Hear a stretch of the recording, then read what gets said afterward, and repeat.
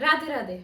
Welcome to Twin Minds Education, where expert teachers help you build strong concepts with complete clarity.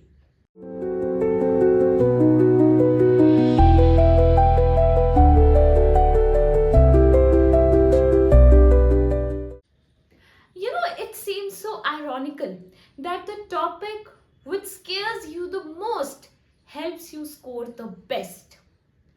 आज अगर आप एक नजर अपनी बोर्ड पे डालें, unseen passage, a blunder but can be a wonder. जैसे ही हम अनसीन पैसेज का नाम लेते हैं या आपका कोई क्लास टेस्ट होता है, आप घबरा जाते हैं। इतना बड़ा पैसेज कैसे होगा? नहीं हो सकता, मेरे बस का नहीं है यार। पहले पैसेज पढ़ो, फिर 10 to 15 क्वेश्चन सॉर्ट करो। अरे भाई, भूल गए क्या? बोर्ड क्लास में 20 to 22 मार्क्स के अनसीन पैसेज है। मतलब अगर मैं एक एस्टिमेट निकालूं, out of 80 marks 20 marks are just for this.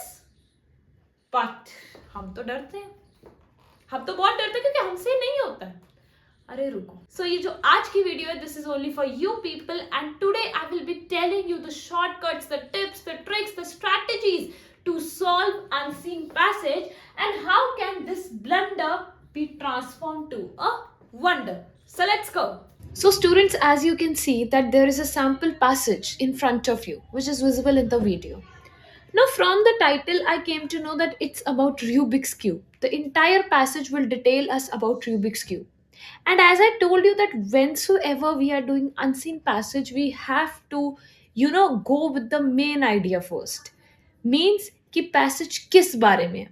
Now if I turn the page, now if you could see that there are a number of questions, right? अब आप कई बार ऐसा होता है कि पेपर में अगर आपको जैसे वर्ड एक्सप्रेशन के, ओपिनियन, रीजन के ऐसे क्वेश्चंस आ जाए तो आप पहले डर जाते हैं. डरना नहीं है, हमने क्या करना है, we have to read the question first. देखिए, बड़ा सिंपल सा फॉर्मूला है कि अगर मैं सारा पैसेज पहले पढ़ूं तो इसमें मेरे अराउंड 10 to 12 मिनट्स जाएंगे, because you have to read line by line.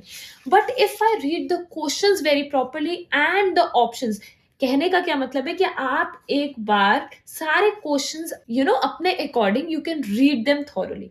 अब जैसे आप देखिए, फर्स्ट अगर आप देख पा रहे हैं, क्वेश्चन है, based on the reading of paragraph 1 identify the statement that is invalid. Invalid मतलब जो वैलिडिटी जिसकी नहीं है, मे बी जो गलत है. तो इसका मतलब है कि अभी के लिए मुझे सिर्फ पैराग्राफ 1 पढ़ना है, then I have to read 4 options और उसमें से टिक मार्क करना है. आप अगर ध्यान से देखें ना, इसमें एक ट्रिक है.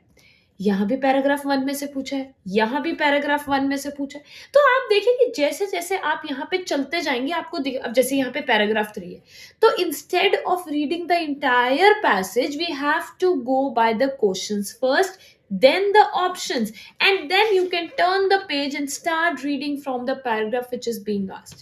ये तो हो गई एक situation. But in case the paragraph is not being mentioned, for example second paragraph is mentioned, first is there. Now if fifth question says list 2 pieces of evidence to prove that the Rubik's cube has enduring appeal, मतलब कि जो Rubik's cube है बड़ा attractive है, fascinated है, तो मैं कौन से ऐसे एविडेंस दूं?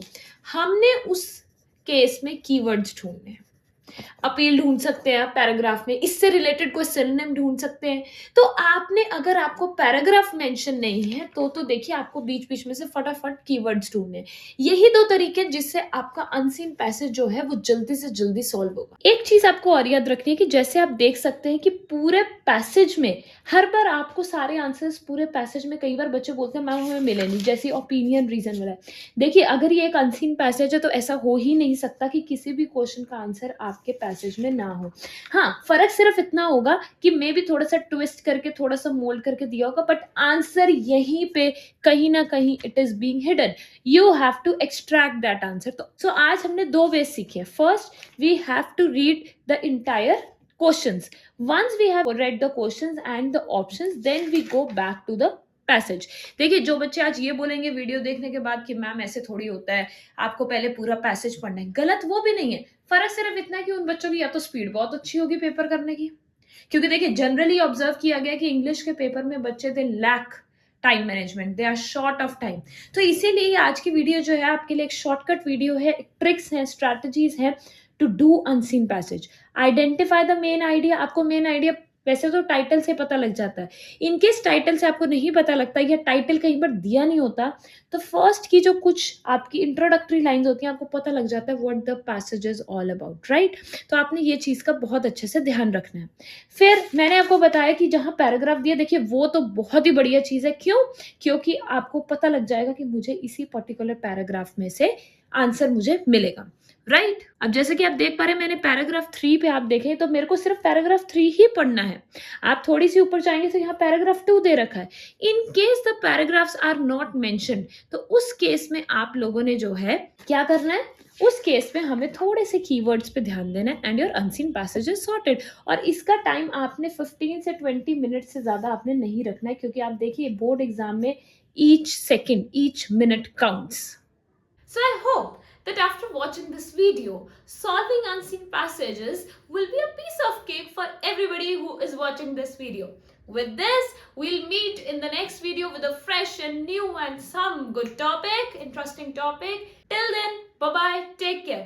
Don't forget to like, share and subscribe. Radhe Radhe.